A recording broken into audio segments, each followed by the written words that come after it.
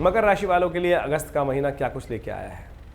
ओम सर्वस्वरूपे सर्वेशे सर्वशक्ति समन्विते भयभस्त्राहिनो देवी दुर्गे देवी नमोस्तुते।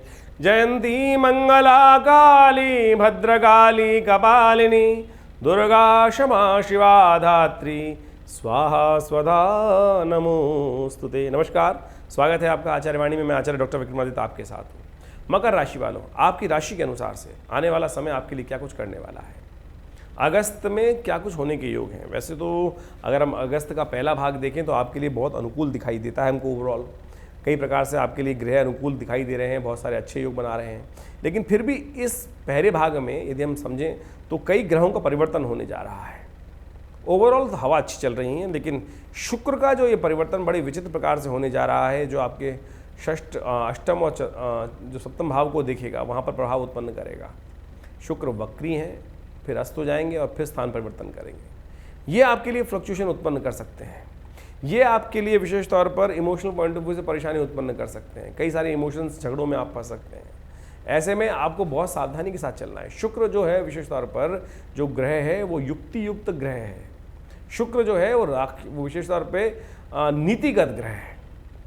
वहीं बृहस्पति जैसे देखा है सात्विक बुद्धि के मालिक हैं, तो शुक्र जो है कूटनीति के मालिक माने जाते हैं। तो कूटनीति जब इस संसार में लुप्त हो जाए, अस्त हो जाए, तो क्या होता है, कई बार बिल्कुल सीधी तरीके से काम नहीं चलने वाला और कई बार उंगली टेढ़ी करनी पड़ती है, तब कार्य करता है। तो ऐसे में शुक्र वक्री तो है लेकिन अस्त हो रहे हैं, तो आपको बड़ी सावधानी के साथ, क्योंकि इस संसार में सीधी तरीके से कोई काम नहीं होता है। इस बात को आपको समझ लेना चाहिए मकर राशि वालों। और आपकी राशि के अनुसार से जो आपके ग्रहों का योग चल रहा है, साढ़े साथी का अंतिम पीरियड चल रहा है, तो बड़ी सावधानी से आपको समय को निकालना है। जो चीज़ें अच्छी दिखाई दे रही हैं, कहीं ना कहीं अच्छी होते हुए भी कहीं ना कहीं पूरी तरह से लाभ नहीं दे रही हैं। क्या कारण है उसका? आने वाले 10 दिनों में क्या कुछ प्रभाव उत्पन्न करेगा ग्रहों का योग आपके लिए, तो उसका प्रभाव समझ लीजिए। सबसे पहले बात कर लेते हैं 1 अगस्त की। तो 1 अगस्त को सावन का अधिक मास का विशेष तौर पर जो योग बन रहा है, पूर्णिमा का योग बन रहा है, मंगलवार का अवसर है और आपके लग्न में ही चंद्रमा चल रहे हैं। इस दिन सत्यव्रत है। सत्यनारायण भगवान का पूजन करके उनका स्तवन कर लीजिए। बहुत सुंदर उनसे कष्टों को दूर करने का आपको रास्ता प्राप्त होगा। इस कलिकाल में सत्यनारायण व्रत बड़ा सुंदर है। आमतौर पर उसकी कथा को लोग सही से समझते नहीं हैं।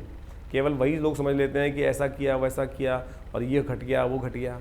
उसके मूल को समझने का प्रयास करें। कथा व्रत नहीं है। व्रत किया, समस्त जो भी थे, विप्र थे और वैश्य थे, उन सब ने व्रत किया ना, पूजन किया। वो कथा नहीं, कथा का श्रवण करना तो एक भाग है उसका, उसके महात्म को समझाने का भाग है। उसको मूल व्रत को समझते हुए कार्य करने का प्रयास करना चाहिए। ओम नमो नारायणाय का पाठ करें, जप करें, फिर जाकर उसका लाभ मिलेगा आपको। सत्यव्रत करें, उस दिन बड़ा सुंदर है। साथ में भद्रा का योग है, तो वो भद्रा रहेगी सुबह करीब 1:57 तक दोपहर को। तो ऐसे में नए कार्यों को उस समय में करने से बचना चाहिए और उसके बाद ही नया कार्य, कोई नया विचार, नया कॉन्सेप्ट, नया प्रोजेक्ट जो आपके हाथ में आ रहा है, नया कार्य आप शुरू कर रहे हैं, तो नई चीज़ों को कर रहे हैं, तो उसके बाद ही करने का प्रयास कीजिएगा, अन्यथा उसमें कहीं ना कहीं विघ्न उपस्थित हो सकते हैं। ग्रहों की गणना आपके लिए अनुकूल बनी हुई है, समय आपके लिए अनुकूल बना हुआ है। आपको निर्धन भाव से आगे बढ़ने का प्रयास करना चाहिए, लेकिन थोड़े खर्चे अधिक होने के योग दिखाई दे रहे हैं।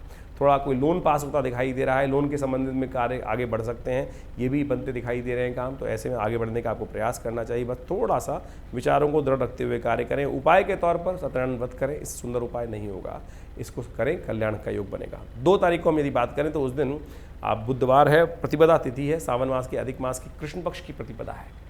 तो उस समय में विशेष तौर पर ग्रहों का योग आपके अनुकूल बना हुआ है। आगे बढ़ने के अवसर आपको प्राप्त होते दिखाई दे रहे हैं। अपने विचारों पर कार्य करते हुए आगे बढ़ेंगे तो बहुत सुंदर तरीके से आपको आगे बढ़ने का अवसर प्राप्त। लेकिन अकेले बहुत सारे कार्यों में आपको ऐसा हो सकता है कि आपके मनोभाव में हो सकता है कि कोई साथ नहीं दे रहा है, मैं अकेला ही हूँ। इस संसार में अकेले ही बहुत सारे कार्य करने पड़ते हैं। कौन कब किसका साथ देता है? जब आप आगे बढ़ते हैं, सफलता प्राप्त करते हैं, सब आपके साथ आ जाते हैं, और जब कष्ट होता है तो कोई आपका साथ नहीं देता है। तो इस चक्कर में ना फंसें, अकेले ही हैं, सब कोई अकेले आगे आते हैं, अकेले ही जाते हैं। तो इस बात का ध्यान रखते हुए कार्य करें। हनुमान जी का पाठ करें, हनुमान चालीसा का पाठ करें, शुभ होगा। अब बात कर लेते हैं 3 तारीख की। 3 तारीख अगस्त को विशेष तौर पर बृहस्पतिवार का अवसर है, द्वितीया तिथि है, और उस दिन ग्रहों का परिवर्तन होने जा रहा है। कई ग्रहों का चंद्रमा परिवर्तन होंगे सूर्य उदय से पहले ही, वो आपके लिए अनुकूल रहेंगे। और यदि आप अपनी माता जी का आशीर्वाद लेके बहुत सारे कार्य करेंगे तो बहुत सुंदर तरीके से लाभ प्राप्ति के योग बनेंगे। इमोशनल पॉइंट ऑफ व्यू से अपने आप को थोड़ा सा बैलेंस रखते हुए कार्य करना चाहिए। किसी से झगड़ा मत बोलें, किसी को साफ साफ उसकी कमी ना बताएं, अन्यथा वो आपका दुश्मन बन जाएगा। दूसरा, शुक्र अस्त होने जा रहा है। चाणक्य नीति से कार्य करें, चाणक्य नीति को अस्त ना होने दें। थोड़ी सी कुटिलता से कार्य करने की ज़रूरत है। किसी को बेवकूफ़ नहीं बनाना है, लेकिन चातुर्य रखते हुए कार्य करने का प्रयास करना है। थोड़ा चातुर्य, थोड़ा वीकनेस ऐसी हो सकती है, बुद्धि ऐसा काम कर सकती है ट्यूबलाइट की तरह।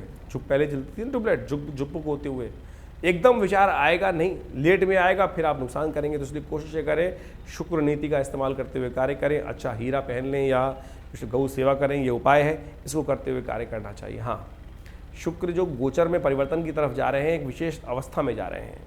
शुक्र वक्री हैं और अस्त हो गए हैं। वक्र होते होते अस्त होना शुक्र का, और विशेष तौर पे सिंह राशि में चलते हुए इस प्रकार का योग बनाना, ये विशेष तौर पे शेयर बाजार में कई प्रकार का नुकसान दे सकता है। फॉरवर्डिंग बिजनेस वाले को जो बहुत सारे काम करते हैं, रिस्क वाले काम करते हैं, उनमें नुकसान देने के योग दे सकता है। तो थोड़ा ध्यान रखते हुए कार्य करना चाहिए। और विशेष तौर पर जो रूइंग का काम कर रहे हैं, चांदी का काम कर रहे हैं, शुक्र से संबंधित काम कर रहे हैं, अनाज का काम करते हैं और विशेष तौर पर शेयर बाजार में काम करते हैं, तो वहाँ पर फ्लक्चुएशन दिखाई देती है। थोड़ा सावधान होकर काम करना चाहिए। वहीं 4 तारीख का यदि हम बात करें तो 4 तारीख की ग्रह गणना दिखाती है कि शुक्रवार है, उस दिन तृतीया तिथि है उदय तिथि के रूप में। उसके बाद चतुर्थी का आगमन हो जाएगा, जिसके कारण से मासिक चतुर्थी, गणेश चतुर्थी का योग बनेगा। तो भगवान गणेश का स्तवन करें, सबसे बढ़िया श्रेष्ठ काम है। लेकिन एक बात का ध्यान रखिएगा, सुबह सुबह भद्रा विद्यमान है 12:45 तक, तो वही नए कार्यों को करने से बचना चाहिए। देखिए, पुरानी शास्त्र में कथा आती है कि ऐसे में जो भद्रा का दोष नहीं देखते हैं वो बहुत कष्टकारी योग बनता है। इंद्र ने एक कार्य को आरंभ करने का प्रयास किया भद्रा में और वो उसमें फंस गए और फिर उसमें कभी निकल ही नहीं पाए। बहुत लंबे समय तक संघर्ष करने के बाद उसमें से निकल पाए। आपने भी देखा होगा, कई बार आप दुकान पे अपने व्यवसाय में कोई कार्य करते हैं, किसी में तो सफलता से निकल जाते हैं, किसी में कई विघ्न उपस्थित हो जाते हैं। होता वो भद्रा का दोष भी हो सकता है।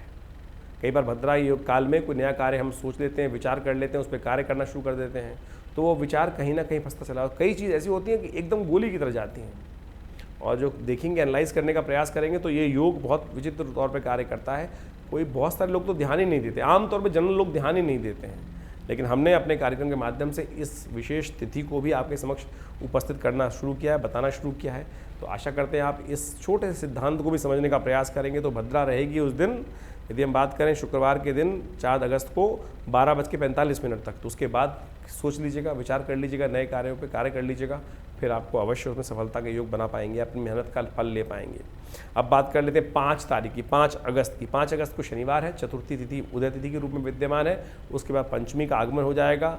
ग्रहों का योगायोग आपके अनुकूल दिखाई देता है और आपको आगे बढ़ने के अवसर बनते दिखाई दे रहे हैं। नए मित्रों से मुलाकात, नए पराक्रम को दिखाने का अवसर आपको प्राप्त हो सकता है।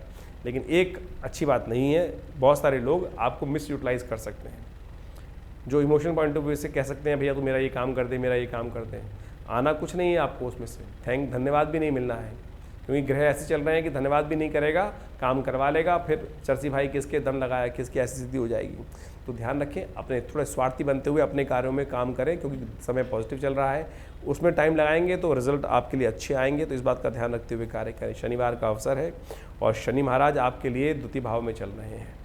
ऐसे में आप एक काम करें, भगवान हनुमान शंकर जी का थोड़ा सा जल लेकर, थोड़ा सा तिल डालकर ओम नमः शिवाय का जप करते हुए उनका अभिषेक करें। भगवान का आशीर्वाद मिलेगा, शनि अनुकूल होंगे आपके लिए। शनि की साढ़े का अंतिम भाग है, ये छोटा सा उपाय अवश्य करने का प्रयास करें। मैं कहूँगा हर शनिवार के शनिवार कर लीजिए तो बहुत सुंदर रहेगा। बात कर लेते हैं 6 तारीख की। 6 अगस्त को ग्रहों की गणना क्या कहती है। 6 अगस्त को रविवार का अवसर है। पंचमी तिथि उदय तिथि के रूप में विद्यमान है, लेकिन थोड़ी देर में ही षष्ठी का आगमन हो जाएगा और षष्ठी उस दिन क्षय हो जाएगी, यानी अगले दिन सूर्योदय के समय पर से पहले षष्ठी समाप्त होकर सप्तमी का आगमन हो जाएगा, तो क्षय तिथि बन गई। और साथ साथ रेवती नक्षत्र विद्यमान है, ये गणमूल नक्षत्र है। तो गणमूल नक्षत्र वैसे ही भारी होता है, तो रविवार को और सोमवार को दोनों दिन गणमूल नक्षत्र रहेगा, एक दिन रेवती एक दिन अश्वनी। तो इन दोनों दिनों में जो नए जातक जन्म लेंगे उनकी मूल शांति उनके माता पिताओं को अवश्य करानी चाहिए, अन्यथा वो जातक भारी रहते हैं, इस बात का ध्यान भी रखना चाहिए। षष्ठी तिथि क्षय है, रविवार के दिन है, तो ऐसे में ध्यान रखें, नए कार्य आरंभ करने के लिए दिन मुहूर्त बिल्कुल शुभ नहीं है, तो इनको ध्यान रखते हुए कार्य करना चाहिए, अन्यथा कष्ट के योग बनेंगे, उसमें विघ्न उपस्थित होने के योग बनेंगे।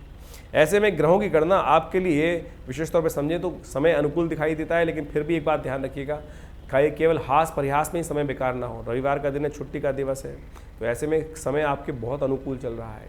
अपने इंपॉर्टेंट कामों को आपको निकालने का प्रयास करना चाहिए। आमतौर पर छुट्टी का दिन लोग हास परिहास में निकाल देते हैं, लोगों के साथ ऐसे ही घूमने फिरने में निकाल देते हैं। समय अनुकूल चल रहा है, इसका सदुपयोग करते हुए कार्य करने का प्रयास कीजिए। बड़े लोगों से मिलें, आपके लिए समय अनुकूल है, बहुत सारा आपके लिए लाभ के अवसर बनते दिखाई दे रहे हैं, ध्यान रखते हुए कार्य करें। 7 तारीख की बात कर लेते हैं। 7 तारीख को ग्रहों की गणना विशेष तौर पर दिखाती है सोमवार का अवसर, सप्तमी तिथि, सावन के अधिक मास का सोमवार, बड़ा शुभ योग। सावन का अधिक मास वैसे ही बड़ा शुभ होता है पुण्य करने कार्यों के लिए, उसमें सावन में आ गया है अधिक मास, उसमें सोमवार भी पड़ रहा है, सावन का सोमवार पड़ रहा है, तो ये और शुभ हो गया है। ऐसे में भगवान शिव का स्तवन करें। इस दिन दो ग्रहों का परिवर्तन है, चंद्रमा का परिवर्तन होने जा रहा है और वो साथ साथ मेष राशि में प्रवेश करेंगे रात्रि में सूर्योदय से पहले, और उसके साथ साथ शुक्र भी परिवर्तन होगा। ये शुक्र का परिवर्तन आपके सप्तम भाव में होगा। वक्र गति में अस्त होकर शुक्र सप्तम भाव में प्रवेश करेंगे, थोड़े कमज़ोर हो जाएंगे, सूर्य के साथ वैसे ही आ रहे हैं जिसके कारण से अस्त हो गए हैं। तो ऐसे में शुक्र का अस्त होना और वक्री के सप्तम भाव में उत्पन्न आना एक तरह से द्वंद्वात्मक स्थिति उत्पन्न करता है। सप्तम भाव युद्ध का भाव माना जाता है, सप्तम भाव व्यापार का भाव माना जाता है, वहाँ सूर्य पहले ही चल रहे हैं।